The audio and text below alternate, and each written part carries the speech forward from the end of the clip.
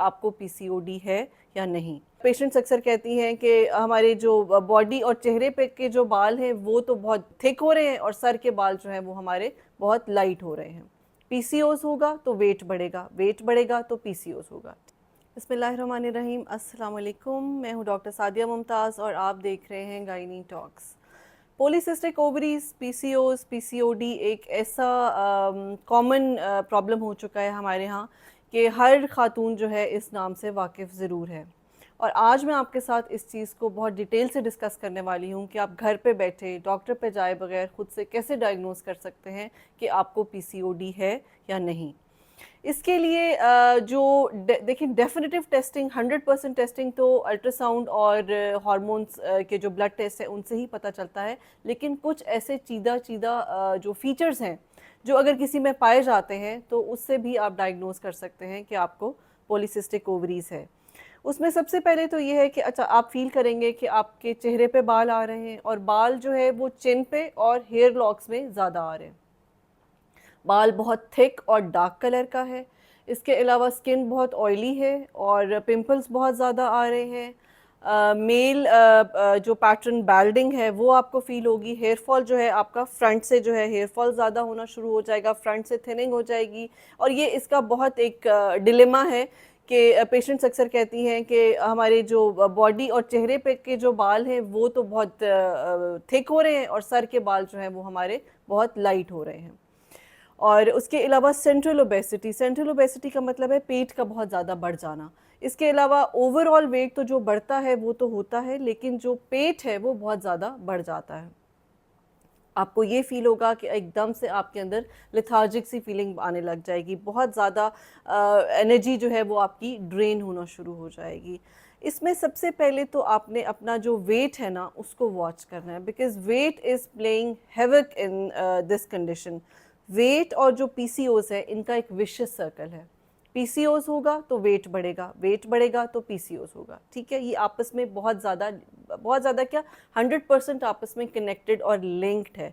क्योंकि जब किसी का वेट बढ़ता है तो उसमें ईस्ट्रोजन हार्मोन जो है उसकी वेरिएबिलिटी शुरू हो जाती है और पीसीओएस में भी ईस्ट्रोजन हार्मोन जो है उसकी जो चेंजेस हैं वो बहुत मार्क्ड होना शुरू हो जाती हैं।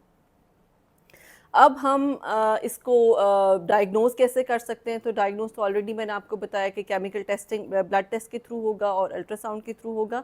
लेकिन आप कौन सी ऐसे जो अपनी लाइफस्टाइल है उसको आप कैसे मॉडिफाई कर सकते हैं कि आप with along with the treatment, क्योंकि मेरी एक बात प्लीज़ आप जहन नशीन रखिए कि पीसीओएस में सिर्फ दवाइयाँ नहीं हैं। दवाइयाँ तो ज़रूरी होती हैं, लेकिन साथ में आपकी जो लाइफस्टाइल मॉडिफिकेशन है इसका बहुत बड़ा रोल है अपने हार्मोन्स को बैलेंस रखने में और इनको कंट्रोल रखने में। आपने सबसे ज़्यादा जिस चीज़ को वॉच करना है वो है डेयरी प्रोडक्ट्स। डेयरी प्रोडक्ट्स में है आपका दूध, दही और चीज़। इसको आपने अवॉइड करना है। यस, आपने बिल्कुल ठीक सुना है, दूध, दही और चीज़ को आपने अपनी डाइट में नहीं लेकर आना। Plus the other thing is आपका वाइट शुगर और वेजिटेबल ऑयल, ये दो जो चीज़ें हैं ये बहुत ज़्यादा हमारे हार्मोन्स को ख़राब करती हैं। थर्ड थिंग इज़ कि आपका जो सेडेंट्री लाइफस्टाइल है कि आप एक ऑफिस वर्क कर रहे हैं और आप बस बैठी रहती हैं, आप उठती नहीं हैं, आप एक्सरसाइज नहीं करती हैं, आप खुद को टाइम नहीं देती, तो this is also creating the causes of PCOS. Next ये है कि अगर आप ये देखती हैं कि जेनेटिकली इसका एक रोल है। अगर आपकी एज अपनी बहन से ज़रा 5-6 साल कम है और आपने ये देखा कि आपकी बहन को भी पीसीओएस है, तो बहुत ज़्यादा चांसेस हैं, 60 to 70% चांसेस ये हैं कि आपको भी पीसीओएस होगा। सो आपको बहुत शुरू से ही पेरेंट्स को, मदर्स को, अपनी बच्चियों को इसमें अवेयरनेस देनी है कि आपने उनके वेट को ज़रूर वॉच करना है। जो ये अचानक से ये बहुत ज़्यादा जो पॉलीसिस्टिक ओवरीज आना शुरू हो गया है उसकी कॉजेज़ में हम ये एक तो मैंने आपको बताया कि ये डेयरी प्रोडक्ट्स हैं। उसके अलावा जो हम ये वेजिटेबल्स खाते हैं, जो क्रॉप्स हैं हमारी स्प्रेड क्रॉप्स हैं। अब मसला ये है कि अब हमारे पास और कोई ऑप्शंस नहीं है। हम कह तो देते हैं कि जी हमने सब्जियां खानी हैं और ये जो ऑर्गेनिक्स खाने हैं, लेकिन उसमें ये है कि स्प्रेड क्रॉप्स की वजह से ये बहुत ज़्यादा फैल रहा है। दूसरा, जो हम प्लास्टिक बॉटल्स यूज़ करते हैं उसमें पीबीए होता है। प्लास्टिक बॉटल्स को आप बहुत देर तक उन्हीं को यूटिलाइज़ करते रहते हैं और उससे वो जो पीबीए है वो आपकी बॉडी में ट्रांसफ़र होता है। सैनिटरी पैड्स जो हैं, जो केमिकली स्प्रेड सैनिटरी पैड्स हैं, उनसे भी ये पीसीओएस होता है। अभी तो पिछले दिनों एक बहुत बड़ी कैंपेन चली थी कि कौन से अब पर्टिकुलरली मैं उसका नाम नहीं ले सकती इस वक्त यहाँ पे, लेकिन एक कंपनी है जिसको कहा गया है कि वो उसमें वाकई वो केमिकली स्प्रेड उसमें वो सैनिटरी नैपकिन्स होते हैं, तो उसको अवॉइड करें। ये आप खुद भी फील करेंगे कि जब एक यूज़ किया जाता है नैपकिन तो कुछ देर में उसमें एक स्मेल प्रोड्यूस होना शुरू हो जाती है। तो जिनमें ये प्रॉब्लम हो, they are chemically spread napkins, तो आप उनको अवॉइड कीजिए। आपने इंटरमिटेंट फास्टिंग करनी है। इंटरमिटेंट फास्टिंग क्या है? सुबह दोपहर शाम के जो आपका फूड है उसमें 8 घंटे का वक्फा होना चाहिए।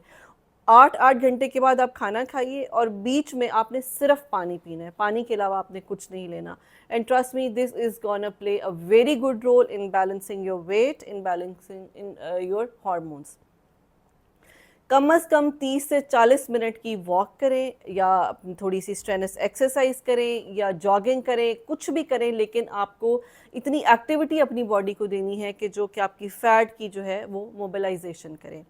इन द एंड मैं ये कहूँगी कि इन सब चीज़ों के अलावा अगर आपको ये लगे और आप ये फ़ील कर रहे हैं कि ये सब कुछ होने के बाद भी आपके पीरियड्स जो हैं वो अभी भी इरेगुलरिटी शो कर रहे हैं और वो ठीक नहीं हो रहे, तो you must have to see the doctor.